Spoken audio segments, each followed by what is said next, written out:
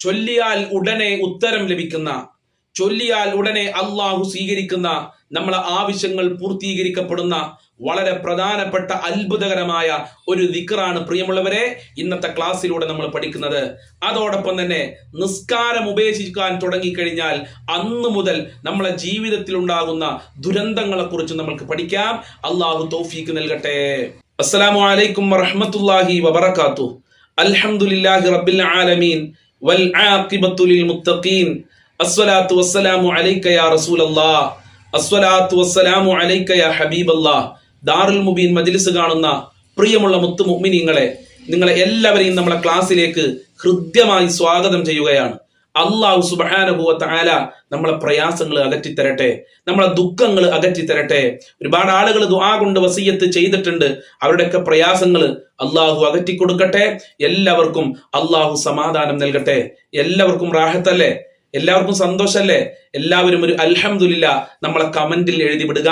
അല്ലാഹു അനുഗ്രഹിക്കട്ടെ. ഇന്നത്തെ ക്ലാസ്സിലൂടെ നമ്മൾ പഠിക്കുന്നത് വളരെ പ്രധാനപ്പെട്ട രണ്ട് കാര്യങ്ങളാണ്.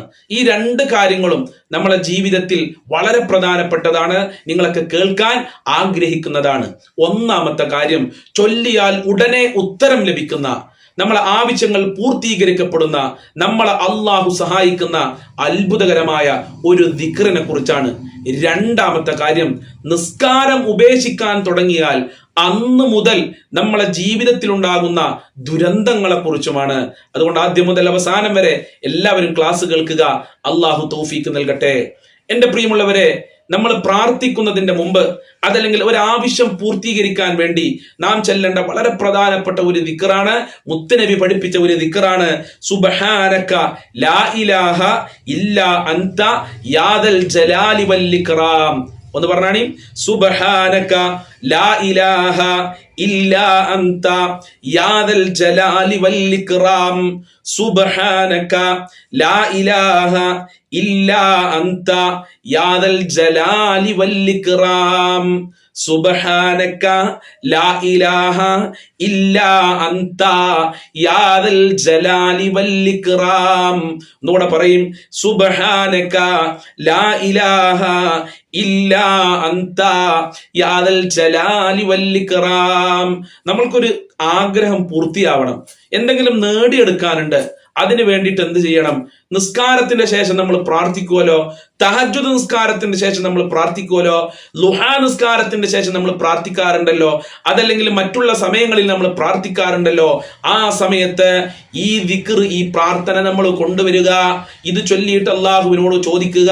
നമ്മളെ കാര്യങ്ങളൊക്കെ അറബിയിലോ മലയാളത്തിലോ പറയുക. എല്ലാവർക്കും അറബി അറിഞ്ഞോളുന്നില്ല, അപ്പൊ മലയാളത്തിൽ പറയാ. പക്ഷെ അതിന്റെ മുമ്പ് ഈ ദിക്ർ കൊണ്ട് നമ്മൾ തുടങ്ങണം. എന്നിട്ട് അള്ളാഹിനോട് എങ്ങനെ ദുആ ചെയ്യേണ്ടത്? അള്ളാഹുവേ, ഞാൻ ചൊല്ലിയ സുബ്ഹാനക ലാ ഇലാഹ ഇല്ലാ അൻത യാദൽ ജലാലി വൽ ഇക്റാം എന്ന ദിക്റിന്റെ ബറക്കത്ത് കൊണ്ട് എന്റെ ആവശ്യങ്ങൾ പൂർത്തീകരിക്കണേ അല്ലാ, എന്റെ പ്രയാസങ്ങൾ നീ അകറ്റിത്തരണേ അല്ലാ, നല്ല വീട് നൽകണേ അല്ലാ, നല്ല മക്കളെ നൽകണേ അല്ലാ, മക്കളെ സ്വഭാവം നന്നാക്കണേ അല്ലാ, നല്ല ജോലി നൽകണേ അല്ലാ, വിവാഹം എത്രയും പെട്ടെന്ന് ശരിയാക്കി തരണേ അല്ലാ, ഭർത്താവിന്റെ സ്വഭാവം നന്നാക്കണേ അല്ലാ. ഇങ്ങനെ നമ്മൾ ആവശ്യങ്ങളൊക്കെ അള്ളാഹിനോട് പറയാ. എങ്ങനെ പറയേണ്ടത്? ഞാൻ ഈ ചൊല്ലിയ സുബ്ഹാനക ലാ ഇലാഹ ഇല്ലാ അൻത യാദൽ ജലാലി വൽ ഇക്റാം എന്ന ദിക്റിന്റെ ബറക്കത്ത് കൊണ്ട്, എങ്ങനെ പറയാ? ഈ പറഞ്ഞ ദിക്റിന്റെ ബറക്കത്ത് കൊണ്ട് എന്റെ ആവശ്യങ്ങൾ പൂർത്തീകരിക്കണേ റബ്ബേ, എന്റെ ഹാജത്തുകൾ നിറവേറ്റി തരണേ അല്ലാ. ഇങ്ങനെ അങ്ങ് ദുആ ചെയ്ത് കൊടുക്കാണി. നല്ല ആത്മാർത്ഥതയോടുകൂടെ ദുആ ചെയ്യണം. ഇൻഷാ അല്ലാ നിങ്ങളുടെ ആവശ്യങ്ങൾ അല്ലാഹു നിറവേറ്റി തരും. ഈ ദിക്റിന്റെ ഏറ്റവും വലിയ പ്രത്യേകത എന്താണെന്ന് ചോദിച്ചാൽ, ഈ ദിക്റിൽ യാദൽ ജലാലി വൽ ഇക്റാം എന്ന അത്ഭുതകരമായ ഇസ്മ അടങ്ങിയിട്ടുണ്ട് എന്നുള്ളതാണ്.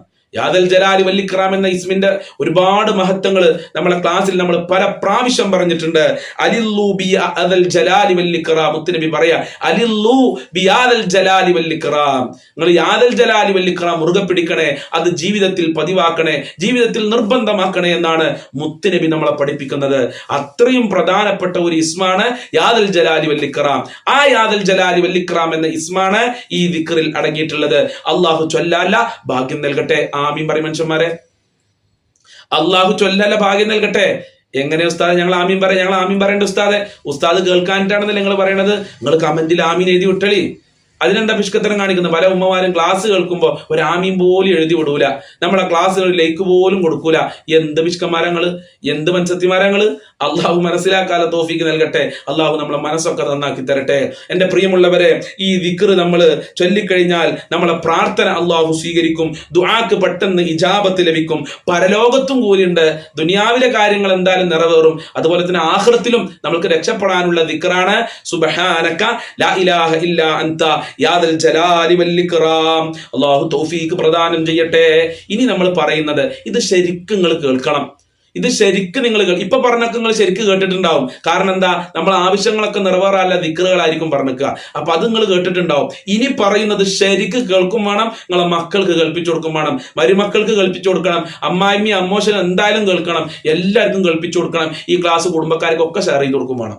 ഇനി പറയാൻ പോകുന്നത് ശരിക്ക് കേൾക്കേണ്ട ഒരു വിഷയമാണ്.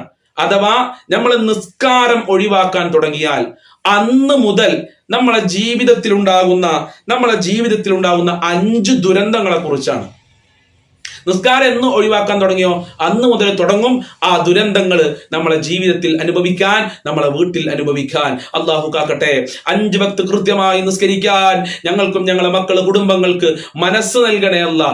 ആരോഗ്യം നിലനിർത്തണേ റഹ്മാനെ. റസൂലുള്ള വഫാത്താകുമ്പോ റസൂലുള്ള പറഞ്ഞതാണ് ഉമ്മത്തി അസ്വലാ, ഉമ്മത്തി അസ്വലാ. നിങ്ങൾ നിസ്കാരം ശ്രദ്ധിക്കണേ, നിസ്കാരം ശ്രദ്ധിക്കണേ.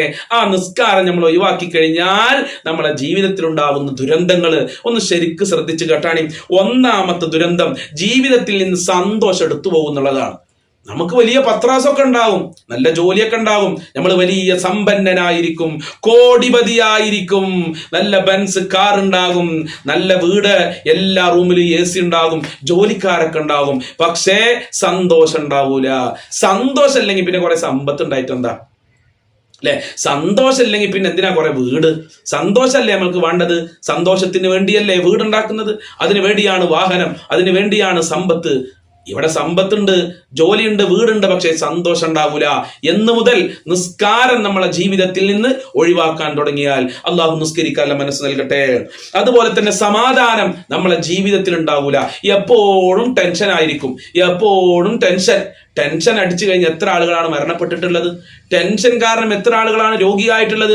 നിസ്കാരം ഉപേക്ഷിക്കാൻ തുടങ്ങിയാൽ സമാധാനം എന്ന് പറയുന്നത് നമ്മളുടെ ജീവിതത്തിൽ ഉണ്ടാവൂല. എപ്പോഴും ബുദ്ധിമുട്ടായിരിക്കും, എപ്പോഴും ടെൻഷനായിരിക്കും. അല്ലാഹു നിസ്കരിക്കാനുള്ള തൗഫീഖ് നൽകട്ടെ. അതുപോലെ തന്നെ ഒരു പ്രതീക്ഷ നമ്മളെ ജീവിതത്തിൽ വേണ്ട. മൂന്നാമത്തെ കാര്യം, പ്രതീക്ഷകൾ നഷ്ടപ്പെടുകയാണ്. നമ്മൾ എന്ത് പ്രതീക്ഷിച്ചാലും അത് അള്ളാഹു നമ്മൾക്ക് നൽകൂല. എന്ത് ചോദിച്ചാലും അള്ളാഹു നമുക്ക് നൽകൂല. കുറെ ആളുകളുണ്ട്, നിസ്കരിക്കൂല്ല, ഖുർആനോതുല്ല, എന്നാൽ നാട്ടിൽ വലിയ പ്രഭാഷണമൊക്കെ നടക്കുമ്പോ അവിടെ പോയിട്ട് ഇങ്ങനെ 10 ലക്ഷമൊക്കെ കൊടുക്കും സ്വതക്ക, ബിസിനസ്സിൽ ഉഷാറാവാന്, നല്ല ജോലി ലഭിക്കാൻ. ഒരു കാര്യമില്ല, പ്രതീക്ഷ തന്നെ വേണ്ട, അള്ളാന്റെ സഹായം ഉണ്ടാവൂല. നിസ്കരിക്കാത്തവർക്ക് ഒരു പ്രതീക്ഷയും വേണ്ട, അള്ളാന്റെ സഹായം അവന്റെ ജീവിതത്തിൽ ഉണ്ടാവുകയില്ല. അതുപോലെ സ്വപ്നങ്ങൾ നഷ്ടപ്പെട്ടു പോകും.